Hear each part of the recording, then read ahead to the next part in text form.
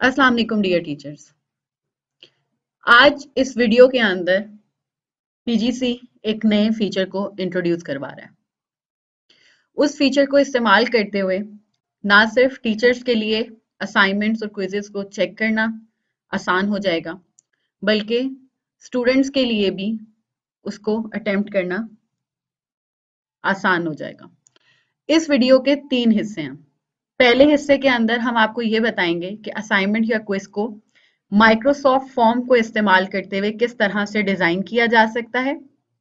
दूसरे हिस्से में उसे माइक्रोसॉफ्ट टीम्स के अंदर असाइनमेंट वाले पोर्शन में असाइनमेंट का हिस्सा बनाना सिखाया जाएगा और तीसरे हिस्से में आपको ये बताया जाएगा कि उसको चेक किस तरीके से किया जा सकता है। हम अपने पहले हिस्से की तरफ चलते हैं। उसके लिए हमें माइक्रोसॉफ्ट फॉर्म को ओपन करना है। हम माइक्रोसॉफ्ट फॉर्म गूगल पे जाकर इंसर्ट करते हैं। जो पहला लिंक आपके सामने आ रहा है forms.office.com, हम इसे ओपन करेंगे। अब मेरे सामने एक इंटरफेस ओपन हो चुका है जिसके अंदर आपको ऑलरेडी बने हुए कुछ फॉर्म्स नजर आ रहे हैं। हमने यहां से न्यू क्विज के ऊपर क्लिक करना। अब जो विंडो आपके सामने आई है, इस विंडो के अंदर हम अपने पेपर को डिजाइन करेंगे, चाहे वो आपके असाइनमेंट का पेपर है, चाहे वो क्विज का पेपर है, चाहे वो आपका आम कोई और पेपर है। सबसे पहले हिस्से में जहां पे आपको अनटाइटल क्विज नजर आ रहा है, इसका हम कोई नाम रख लेते हैं अपने पेपर का।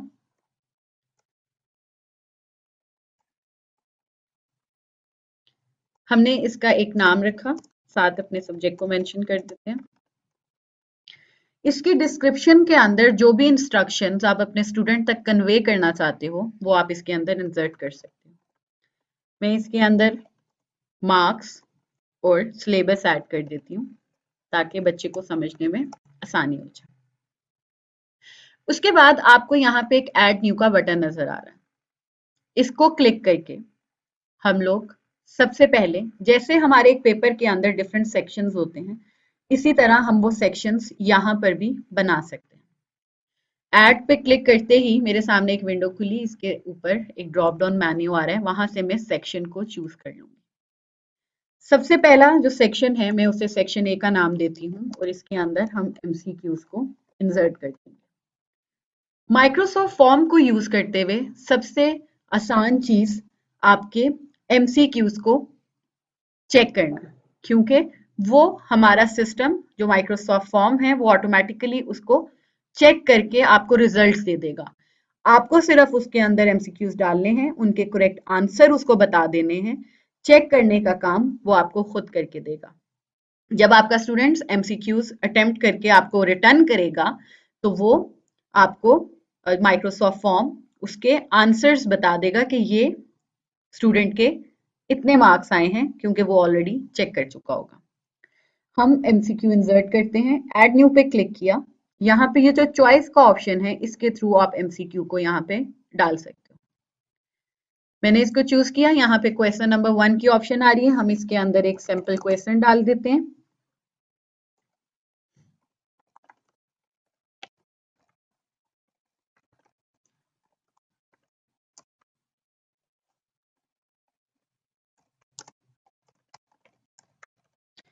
इसकी जो भी पॉसिबल राइट ऑप्शंस हैं वो यहाँ पे हम इंसर्ट करेंगे। अगर आपके ऑप्शंस बाय डिफॉल्ट वो आपको 2 देता है, हम इसके अंदर ऑप्शंस अपनी फॉर्मेट के मुताबिक ऐड भी कर सकते हैं। मैं यहाँ पे ऑप्शंस चूज कर लेती हूँ, उन्हें इंसर्ट करती हूँ पहले।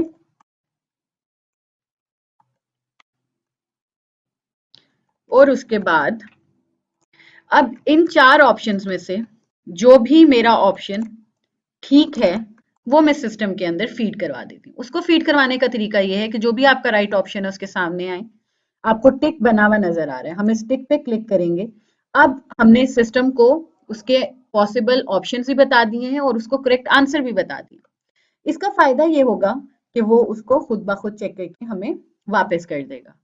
यहाँ पे क्वेश्चन के नीचे आपको पॉइंट्स की जगह नजर आ रही है, इसके अंदर आपने मार्क्स एंटर करने हैं जो आप इस क्वेश्चन को असाइन करना चाहते हो। फॉर एग्जाम्पल मैं इसको 1 मार्क इंसर्ट कर देती हूँ। अगर आप मेरे राइट साइड पे देखिए तो ये रिक्वायर्ड का ऑप्शन आ रहा है।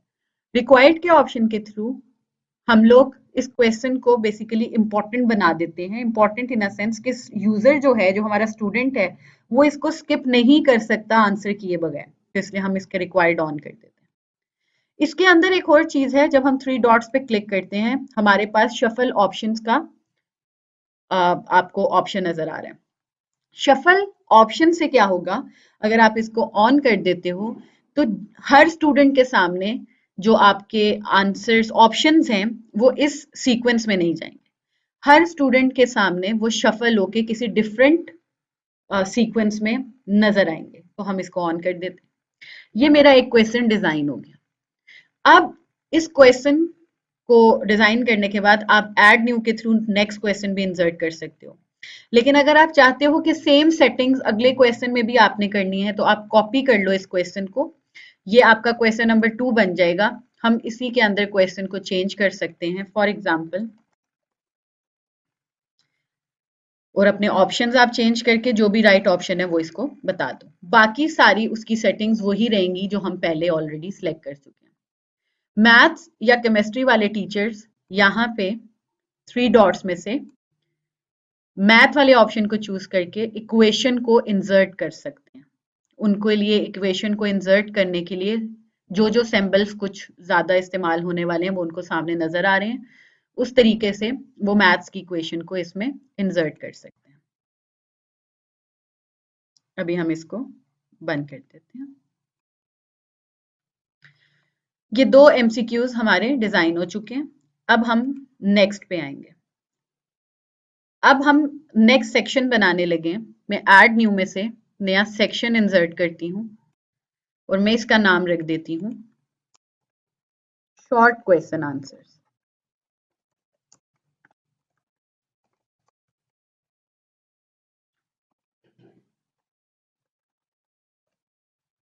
इसकी डिस्क्रिप्शन भी आप जो भी स्टूडेंट्स को इंस्ट्रक्शंस देना चाहते हो वो यहाँ पर इंसर्ट कर सकते हो। अब मैं यहाँ से एक क्वेश्चन इंसर्ट करती हूँ, उसकी टाइप में टेक्स्ट रखूंगी। शॉर्ट और लॉन्ग आंसर्स के लिए हम टेक्स्ट वाला ऑप्शन चूज करते हैं। यहाँ पे आपको ये लॉन्ग आंसर के लिए एक की बनी हुई नजर आ रही है। अगर आप लॉन्ग आंसर के लिए उस क्वेश्चन को कर रहे हो तो फिर इसको हम ऑन कर देते हैं।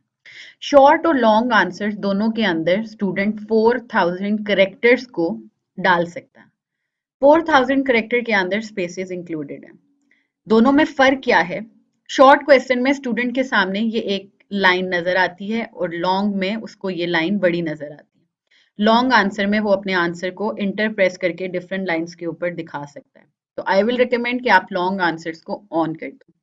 मैं यहाँ पे इसको क्वेश्चन लिख देती हूँ।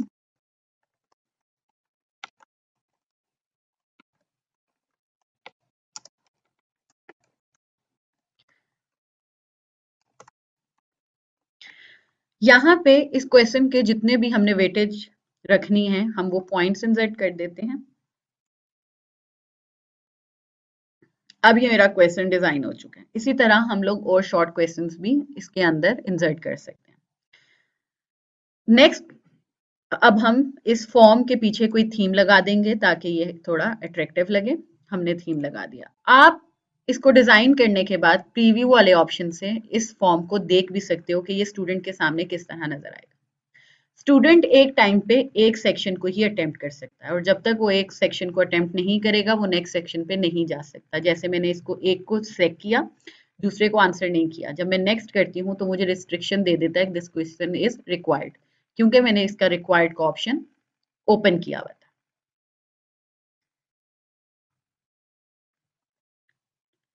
अब हम इस फॉर्म की सेटिंग्स को ओपन करते हैं। इन सेटिंग्स में से आप इस ऑप्शन को क्लिक कर लीजिएगा कि हमारी ऑर्गेनाइजेशन के लोग ही उसको रिस्पॉन्ड कर सकें, जो जो पीजीसी के अकाउंट को इस्तेमाल करते हैं, यानी हमारे स्टूडेंट्स वगैरह। हम इसको चेक कर देंगे कि उनका नाम और रोल नंबर रिकॉर्ड हो जाए, हमारे पास आ जाए। और 1 रिस्पॉन्स पर पर्सन, यानी एक स्टूडेंट एक ही दफा उस चीज को अटेम्प्ट कर सके, वो बाद में उसके अंदर एडिशन करवा के एडिशन करके मत सबमिट करवाए। सेटिंग के बाद जो दूसरी चीज है वो है आपकी शेयर की। अगर आप अपने स्टूडेंट्स के साथ फॉर्म का लिंक शेयर करना चाहते हो, जिसकी हमें ज़रूरत नहीं पड़ेगी क्योंकि हम असाइनमेंट वाले सेक्शन में माइक्रोसॉफ्ट टीम में इसको अटैच कर देंगे, लेकिन अगर आपने फॉर्म को फिल करवाने के लिए स्टूडेंट को शेयर करना हो तो ये लिंक शेयर होता है। और अगर आप अपने कोलीग्स के साथ इस पेपर को शेयर करना चाहते हो कि उनको दोबारा ना बनाना पड़े और वो आपके इस बने हुए फॉर्म को ही यूज़ कर लें, तो आप इस पे क्लिक करोगे get a link to duplicate. ये लिंक आ गया है, इसे कॉपी करके आप अपने कोलीग्स के साथ शेयर कर सकते हो। मैं आपको ये लिंक खोल के दिखा देती हूँ। जब हमने इसे ओपन किया तो जो विंडो मेरे सामने आएगी उसमें सबसे ऊपर ऑप्शन आ जाएगा डुप्लीकेटेड। हमारा जो भी कोलीग है वो इसको इस्तेमाल करते हुए अपने पास कॉपी कर लेगा। अब हम असाइनमेंट के दूसरे हिस्से की तरफ बढ़ते हैं। मेरे सामने माइक्रोसॉफ्ट टीम्स ओपन है। यहाँ पे लेफ्ट साइड पे इस बार के अंदर आपको असाइनमेंट्स का ऑप्शन नजर आ रहा है। हम इस पे क्लिक करेंगे। क्लिक करते के साथ ही हमारे सामने ये जो विंडो ओपन हो रही है इसमें सबसे लास्ट पे क्रिएट का ऑप्शन आ रहा है। हम इस पे जाकर क्विज के ऑप्शन को सिलेक्ट करते हैं। हमने जिस क्लास के अंदर वो असाइनमेंट अपलोड करनी है हम उस क्लास को सिलेक्ट करते हैं और नेक्स्ट करते हैं। अब आप देख सकते हैं कि मेरे सामने जो विंडो ओपन होगी उसके अंदर वो सारे फॉर्म्स आ रहे हैं जो मेरे माइक्रोसॉफ्ट फॉर्म में बने हुए हैं। ये फॉर्म मैंने अभी आपके सामने क्रिएट किया है। इसको मैं अपने क्विज का, अपने असाइनमेंट का हिस्सा बना देती हूँ। इसको नेक्स्ट करते ही आपके सामने जो विंडो ओपन हुई है उसमें आप देख सकते हैं जो फॉर्म मैंने बनाया था वो इसका हिस्सा बन चुका है। इसका नाम उसने ऑटोमेटिकली जो भी हमने अभी फॉर्म का रखा था वो फेच कर लिया। आप इसको यहाँ पे एडिट भी कर सकते हो, उससे हमारे फॉर्म पे कोई फर्क नहीं पड़ेगा। अगर आप एक टाइम में एक से ज्यादा क्लासेस में इसको पोस्ट करना चाहते हो तो वो भी हमारे पास ऑप्शन मौजूद है। हमारी ये जहाँ पे क्लास का नेम नजर आ रहा है यहाँ पे ये छोटी सी विंडो का साइन आ रहा है। हम इस पे क्लिक करेंगे तो और इधर से बाकी क्लासेस को भी जिन जिनको हमने ये असाइनमेंट असाइन करनी है उनको चूज कर लेंगे। मैंने उन सारे सेक्शंस को चूज कर लिया। अब आप यहाँ पे देख सकते हो कि वो मुझे बता रहा है कि दिस इज असाइन टू 4।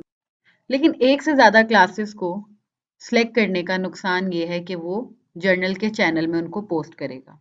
फिर आप अपने चैनल में उसको पोस्ट नहीं कर सकते। इस वजह से हम एक साथ उनमें पोस्ट नहीं करते और अब इस एक ही क्लास के अपने सब्जेक्ट के चैनल को चूज कर लेते हैं।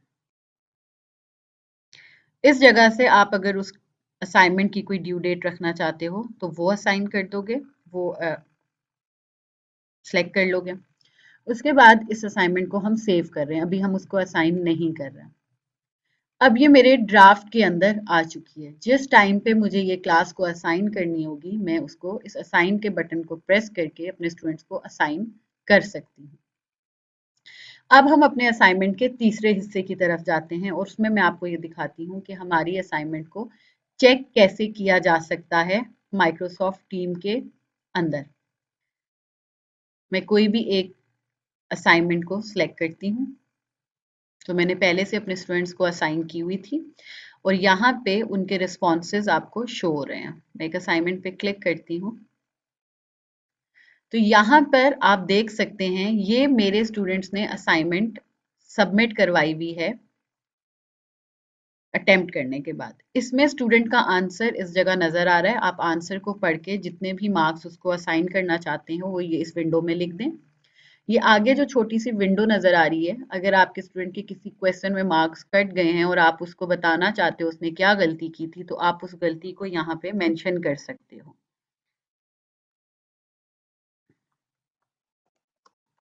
नॉट सफिशिएंट लिख देते हैं हम कि उसने सही प्रॉपर आंसर नहीं किया।